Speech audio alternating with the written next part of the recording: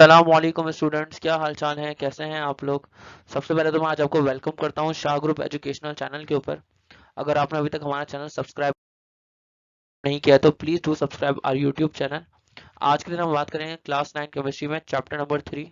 Chapter number 3 हमारा periodic table और periodicity of properties ये खत्म हो चुका है। बस आज के दिन हम इस चैप्टर की कुछ इंपॉर्टेंट डेफिनेशन की बात करते हैं और ओवरव्यू के बारे में बात करते हैं। इस चैप्टर का एक ओवरव्यू लेते हैं और एमसीक्यूज की तरफ शिफ्ट हो जाएंगे नेक्स्ट वीडियो के अंदर। यहाँ पे बात की जा रही है कुछ इंपॉर्टेंट डेफिनेशंस की। जैसे सबसे पहले डेफिनेशन है एटॉमिक रेडियस की।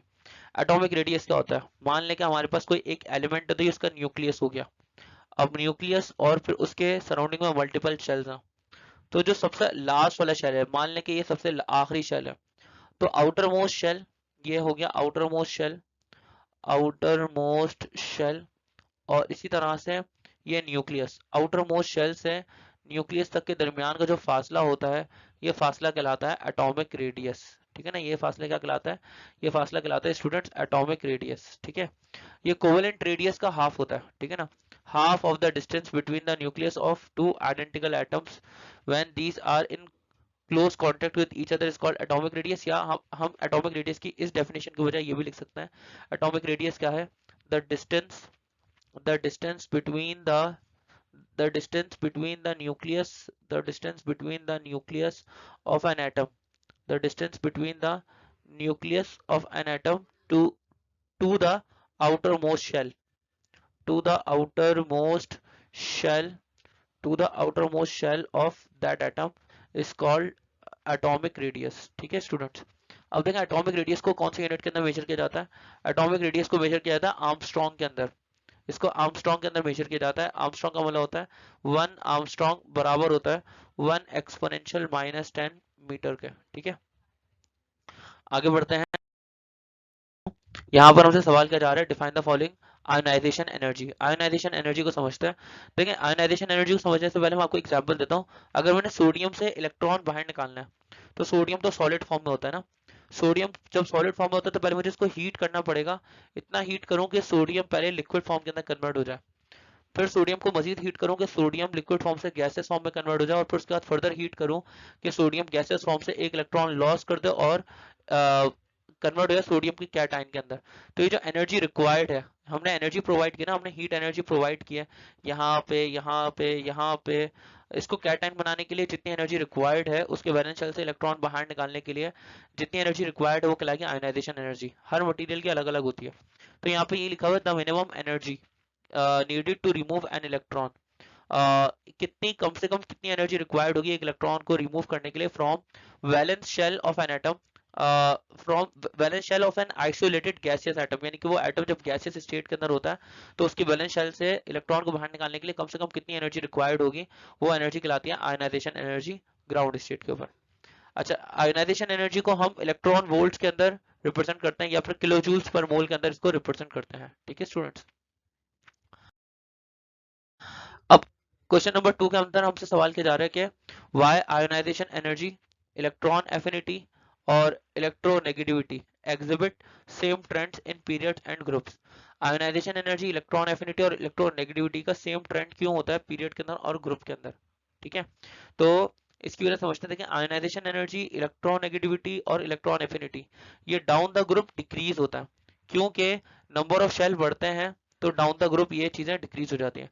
लेकिन ये इंक्रीज होता है along the period due to increase in nuclear charge. जैसे जैसे न्यूक्लियर चार्ज बढ़ता है तो वैसे वैसे आयोनाइजेशन एनर्जी, इलेक्ट्रॉन एफिनिटी और इलेक्ट्रॉन नेगेटिविटी भी बढ़ती रहती है। अब यहाँ पे हमसे सवाल किया जा रहा है define the following electron affinity. Electron affinity को इलेक्ट्रॉन एफिनिटी की डेफिनेशन पूछी जा रही है।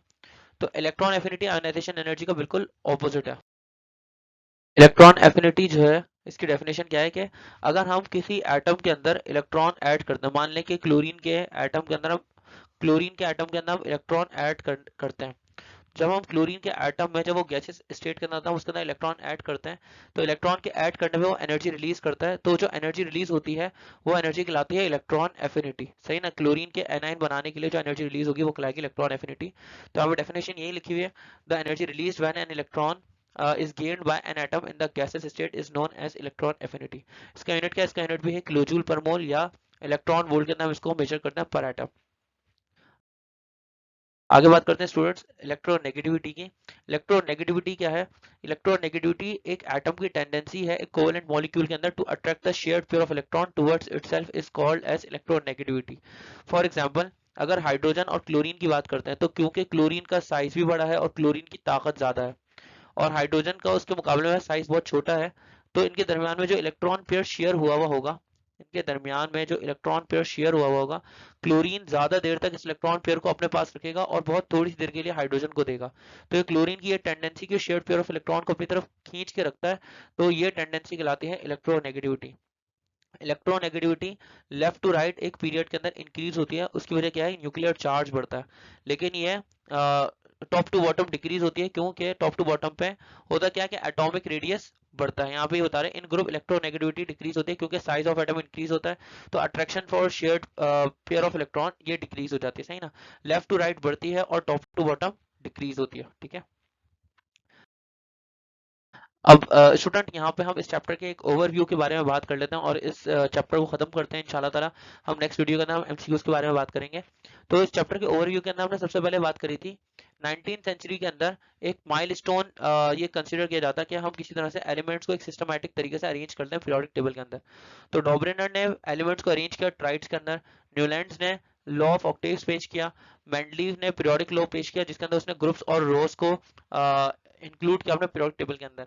मॉजले ने क्या किया? मॉजले ने अपने लॉ के अंदर ये कहा कि फिजिकल और केमिकल प्रॉपर्टीज एलिमेंट्स की डिपेंड करती हैं या पीरियोडिक फंक्शन होती है एटॉमिक नंबर्स का, एटॉमिक नंबर्स पे डिपेंड करती हैं।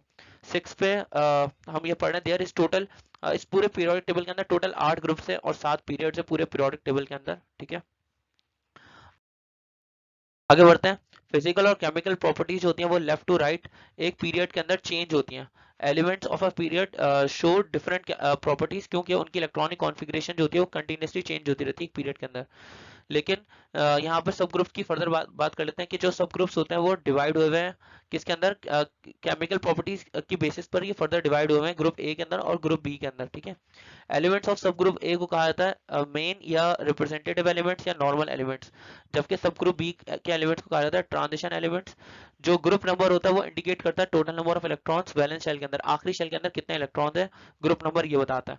10th के अंदर हम लोग ये पढ़ रहे हैं कि एटॉमिक साइज इंक्रीज होता है down the group, atomic size ऊपर से नीचे आते हुए बढ़ता है, लेकिन एटॉमिक साइज डिक्रीज होता है left to right in a period. और ये आखिरी चंद बातें हैं कि आयनाइजेशन एनर्जी वो डाउन द ग्रुप डिक्रीज होती है, लेकिन आयनाइजेशन एनर्जी पीरियड के यानी लेफ्ट टू राइट बढ़ती है। Same for electronegativity and same for electron affinity, दोनों की दोनों डाउन द ग्रुप डिक्रीज होती हैं लेकिन इंक्रीज होती हैं लेफ्ट टू राइट एक पीरियड के अंदर, ठीक है। शील्डिंग इफेक्ट की बात कर लें तो शील्डिंग इफेक्ट जो है वो डाउन द ग्रुप इंक्रीज होता है, shielding effect down the group बढ़ता है पीरियोडिक टेबल के अंदर, लेकिन period wise left to right same रहता है। स्टूडेंट यहाँ पे हमारा चैप्टर नंबर 3 हमारा खत्म हो चुका है।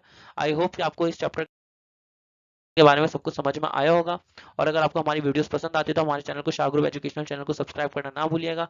Thank you so much for watching. मैं आपसे मिलता हूँ नेक्स्ट वीडियो के अंदर एमसीक्यूज की वीडियो के साथ में, तब तक के लिए ख्याल रखें। ओके, अल्लाह हाफिज।